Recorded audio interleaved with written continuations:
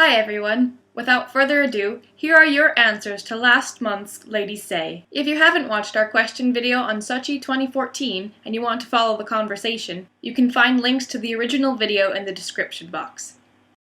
We've had a reply in from Lauren, who's 26, from Glasgow. Even before relations between Russia and the Ukraine disintegrated to the level that they are currently at, there was an argument about whether the 2014 Winter Olympics should have been held in Sochi. Lauren asks, by not having international events in Russia, are you further isolating them from the international community? Or, should the international community, as a protest against their government's oppressive tactics towards women, the LGBTQ community, and other minority groups, not hold or attend events there? MPs decided not to attend the Paralympics, and some of the 44 countries due to attend considered not doing so due to safety considerations due to the heightening Russian-Ukraine conflict. But no countries or political representatives considered not attending when Russia's problems were simply domestic.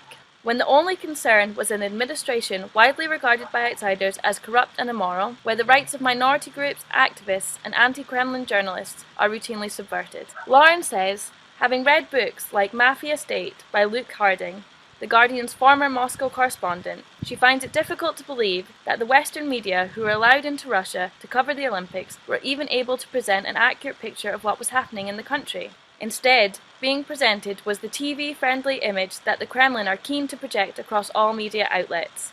The Pussy Riot demonstration and how it was dealt with by security will have been a blow to the smooth and controlled image that Russia was keen to present to the outside world and to its own people via the largely pro-Kremlin Russian media.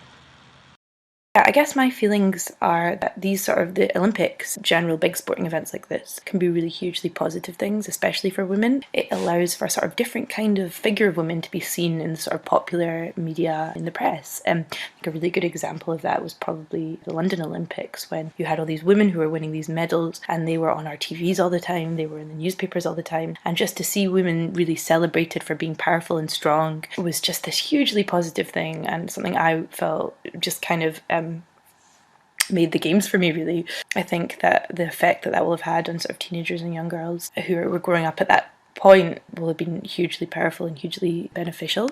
However, unfortunately, the Sochi Winter Olympics wasn't really the same cause for celebration for me. Personally, I kind of feel big human rights abuse that's going on in Russia right now. I couldn't really find anything to celebrate in the games being held there. In fact, I think the fact that the Olympic Committee just went ahead and held them there despite sort of widespread protest is really something that we're going to look back at in years to come and just sort of go, what were we thinking? What was the global community thinking? And how could they stand back and let that happen and let us basically have a big sports party in a place where these kind of abuses were happening. Add to that the fact that Pussy Riot got detained and beaten just outside the grounds has meant that this has not been, for me, the kind of celebratory global event that it could have been and should have been.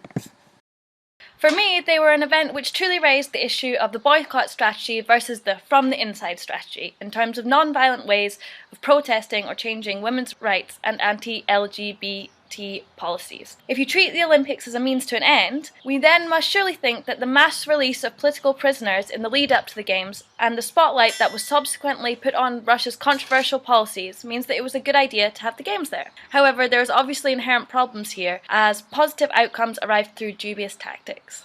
Essentially, we are being bribed by Russia to temporarily change our point of view in order that the Games could go ahead without disruption. But by having the Games in Russia, we as a global community get an insight into another culture, whether this is the glossy culture the Russian government wished to show us, or of its counterculture which can use Sochi as a platform for media access. On the other side of the fence, and in a more extreme point of view, if the global community did not allow countries who visibly flout basic human rights issues to participate in events like the Olympics, would this help to pressurise said nations into change? In this sense, Russia is not the only country who seem inappropriate to include, and especially to host the Games. However, again, we have another set of inherent problems with every solution. Why should athletes be punished for where they were born? If the policies their countries are making are not their own personal views, it would seem equally unjust to refuse to let them compete. So I think, for now, my personal view is this. Issues surrounding the Olympics in Sochi are a reflection of the society we live in. If there's human rights injustices happening in the world, and there is also World Games, then the two will unfortunately intersect. It is the tolerance at a grand level of injustices and illegal policies by the global community that is the issue. Until we as a collective conscience move more truly towards equality, there will always be symptoms of an unjust, patriarchal illness which plagues our world. Holding the Olympics in Sochi may help to highlight such symptoms and create a platform for the further research and discussion of them, as I believe that only through education can true change be made. In that sense, maybe holding the Olympics in Russia this year has actually been a good thing. Thanks.